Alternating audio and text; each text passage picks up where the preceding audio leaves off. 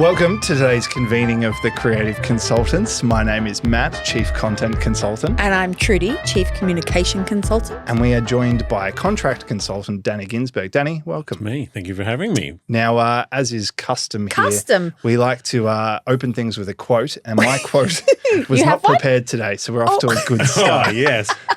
But instead of that, I'd love you to introduce yourself because we're obviously very close. We know each other. But for those who are not familiar with you and your work, who are you? Who am I?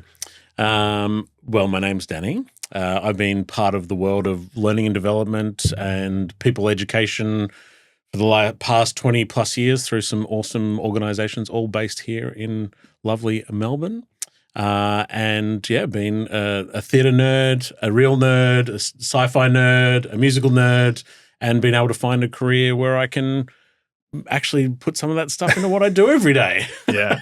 A massive nerd. Yeah. I love this. Yes. Welcome. Amongst your people. Yeah. We met like years and years ago through theatre, through musicals, but I actually don't know anything like how you got into that art form and creativity because For context, like we are the creative consultants, we use creativity in our workplaces. Everywhere. And it's often kind of, we sort of bump into people in our careers and just kind of go from that point. But what introduced you into, creativity and play, I guess? I think one of my earliest memories or stories that's told about me is that I freaked my father out because for my 5th birthday, I asked for tap shoes and not footy boots. Interestingly enough, I was introduced to the world of musical theatre by my dad through, Frank Sinatra and Gene Kelly and Fred Astaire.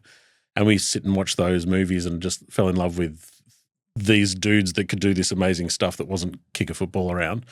Just through school, I think I found my tribe and I found my people that were all little nerds like me that loved to sing and dance and be center of attention and wasn't sporty, wasn't fit, wasn't a jock at all. So I think I found my people, and then through school I got into theatre and did it all through school, high school. All of my best mates often played the other roles in shows. I studied it at school. That was one of my subjects, was theatre and drama and graphics and media and all that sort of stuff. And then at university went into advertising but kept doing theatre stuff. And then it's been part of my family as well. So even my kids are involved in theatre and stuff now. All 3 of my daughters have been on stage with me. Oh, wow. I think. That's fun. Or I've directed them, one or the other, but we've all done shows together. Yeah. And so, it's all part of what we do. So before LeBron made playing with your son cool, you did it in musical theatre? Yeah, way before LeBron. You started it, the trendsetter. Yeah, that's it. He's the best baseballer I know. As soon as I started, I was like, I don't know if Danny even knows who LeBron is. Baseball, Yeah. No, basketball. Perfect. I know. Can I ask, do you think with all of your theatre background, do you think it's helped you succeed in learning and development? Do you think they are skills that are transferable into your 1,000%? 1,000%. There's a lot of YouTube clips and things like that, like higher theatre kids. I think they come with a set of unique skills and proposition that I think are often really hard to grow when you're an adult. Because I think we get it squashed out of us into the world of business and university and learning and lots of stuff. But like presentation skills, how to hold yourself, how to deal with nerves, how to project, how to feign confidence, how to wear a costume that represents what you're doing. But then I think there's also all this beautiful backstage stuff that I think you learn as well, where it's interesting. I think sport teaches you win-lose. And our team does really well against your team, where I think the world of theatre says, we win, you win. I think it ends up being a much more of a win-win outcome. And I think that behind-the-scenes stuff of working together to put on something amazing, to entertain an audience, mums and dads sitting in the crowd or paying patrons in a theatre, that you're not doing it to win over somebody else at the cost of them losing, that you're both going into this agreement of win-win. And everyone plays a part. And as much as you're the lead, you're also supported by an ensemble, but the lighting and the backstage crew, and that everyone plays a part in it to get this show up and running. And you don't have to be the center of attention to be the star, you can actually be the person pushing on the sets around. And if you didn't put it in the right spot at the right time, someone might hurt themselves.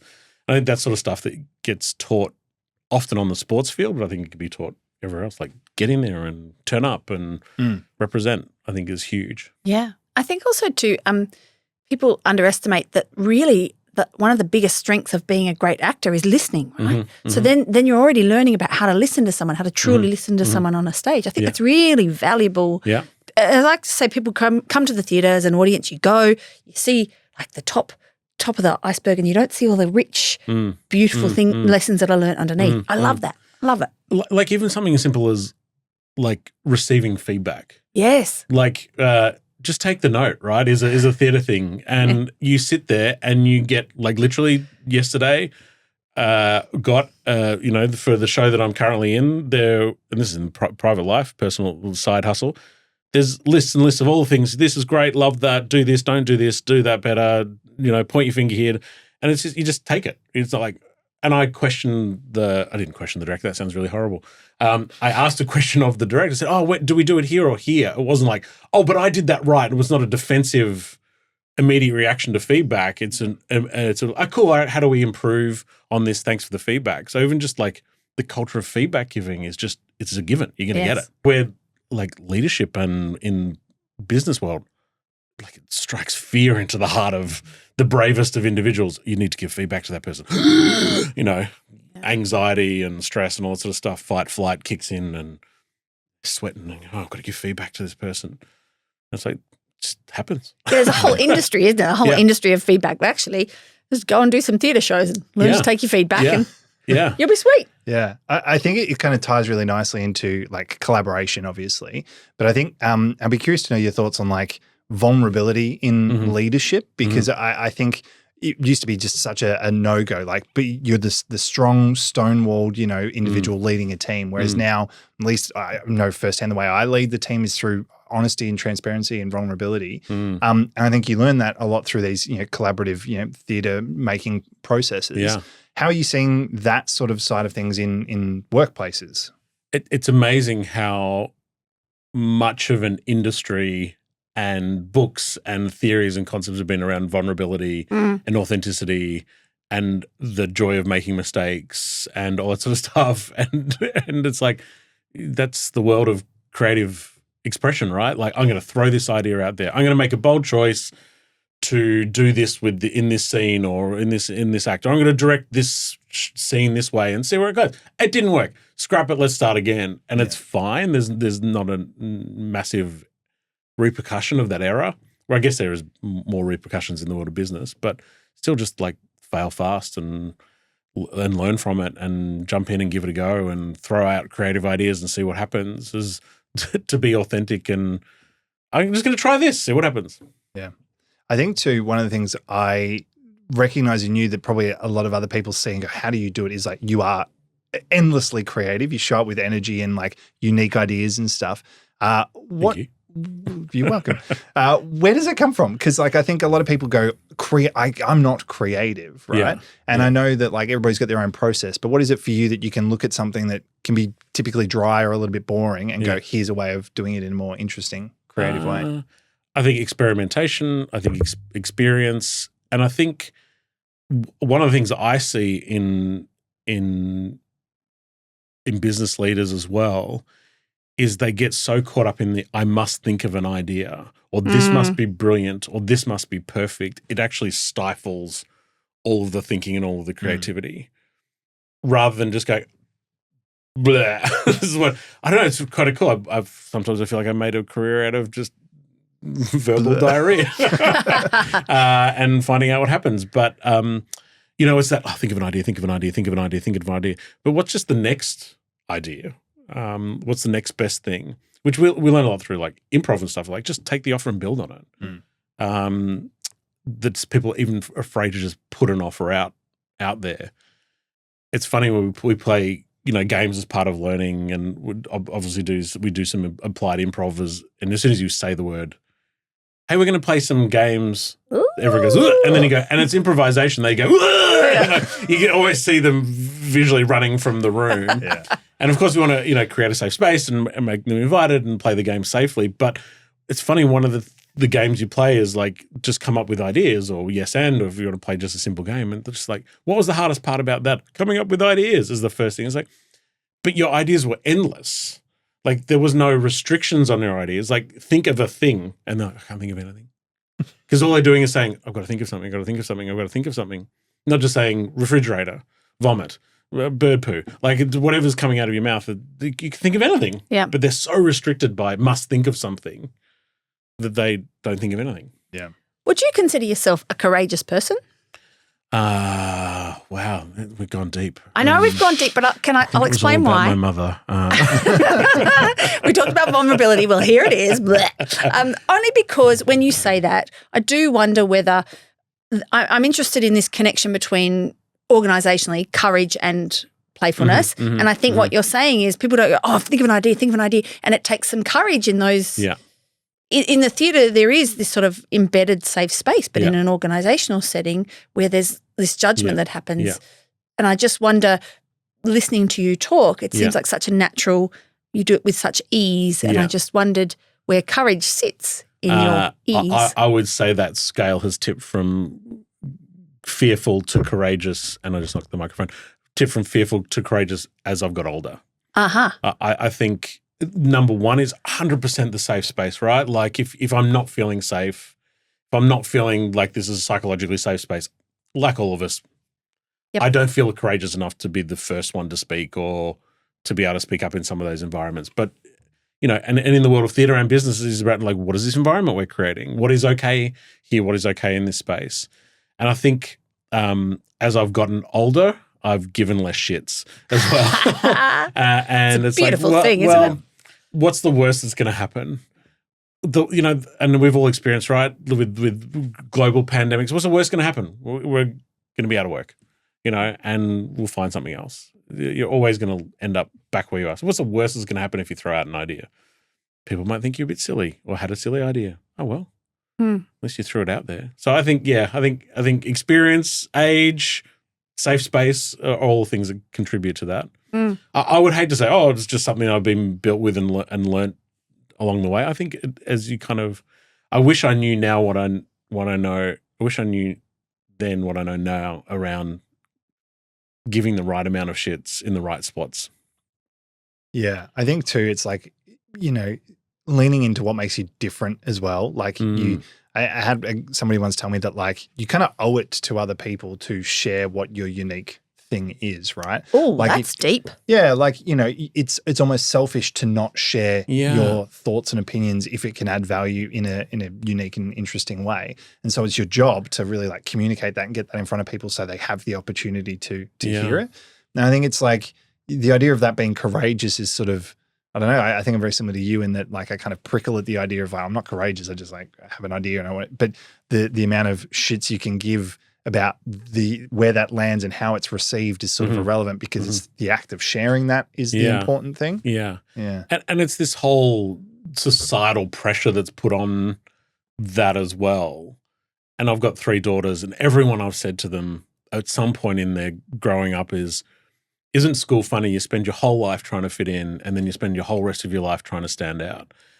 Why don't you just stand out? And they go, oh no. It's really interesting. And don't you wish you knew that when you're growing up? But you're not going to. But everything else that's happening, you're not going to go. Oh yeah, today is the day I'm going to stand out. Yeah. Dad was right. So I think it is that. What do we do to build the safety, build the knowledge, build the experience, build all of that to be able to go. Well, I'm okay to stand out now. Yes. And then converse. I found I've had to really look at myself in terms of doing things that everybody else does. I got a dog recently, an oodle, right? Everyone's got an oodle. And I hated the fact that there were dogs looking like mine on the thing. I had to really look at why didn't I like to have something that everybody else had? Yeah. What was that identity piece that came with being a creative and then doing what everybody else did? Really hit this moment of tension. Yeah. Anyway, he's different. He's fine. I've met Lloyd is beautiful. He is beautiful, but he's like every other oodle, let's be honest. Well, nothing wrong with that. He's good. He is good. Dogs are a good example of less shits that I give now. I stop and pat dogs now. Every dog I try and stop and say hi to now. I'm the dude in the street saying, can I pat your dog? Oh, yeah. Where 10, 15 years ago, I would have never done that. No? Never have done that. No. I wouldn't stop in the street and ask someone to pat their dog. Now I'm like, stop it. Oh, the dog's cool. Can I say hi to your dog? Interesting. And I try to take sneaky photos of dogs now too. Like, oh, look at that dog. Oh, it's so cute. It was a beautiful golden retriever in Bunnings the other day. And I was like, and I had my phone out and I just got the camera and I went, this is just creepy. I'm going to put my phone on. He was like kind of like poking out from behind the plants. Like, oh, this is a gorgeous golden retriever. And I was like, no, I won't take a photo of that. Does explain why we saw you in the bushes out the front of the camera. I swear it's the dogs. I swear it's the dog. Yeah. I was going to say on that too is like, I've got 2 young boys who are navigating the world in their own unique way. Yeah. And I found that, the shit's given of like when they're doing something that I want to get involved in or want to encourage them to continue, you just then forget about all of the other noise and stuff. Mm-hmm. And I think that, to kind of put this back into the workplace context of like, I think it's all well and good to be like, yeah, let's just throw ideas out there and be unique and different. But what, I guess, frameworks or to try and avoid like a really cliched term, but like what sort of structure around that's useful or have you seen work really well to kind of give that, a format that can actually work and not be bogged down and everybody doing their own thing and nobody kind of aligning again? I think that this is interesting again, like link back to the world of improvisation is that it seems so scary because there is no limitations to it. Actually, there's wonderful limitations to it and boundaries and that freedom within a framework that these are the playing rules that we're all going to sign up to play. If you throw me an idea, I'm only going to say yes and to you and build on it. Oh, there's safety in that. There's joy in that. It doesn't matter what I throw out there. So I do think that you do have to put frameworks on things, how we set up meetings and timing and activities and all that sort of stuff. It absolutely has to give you the space to be able to work in and the format to be able to work in. But, and learning what works and what doesn't. And that's the experience part too, right? Like it's like, well, that activity didn't work and that one went far too long. And, so yeah, I think we learn along the way. I don't know if there's any specific frameworks that I would use. Yeah. I guess you'd probably just tailor it to that audience as well, right? Like if it's say new starters in a business, you're going to be much more hand-holdy versus the like maybe senior leadership that are used to this sort of experimentation side of things. Yeah, correct. I think when I look at real like business application of creating an event or creating a meeting or creating learning, I would have some tried and true things that I would put in. Like obviously you want to do a welcome. Check-in, I always start everything with a check-in now.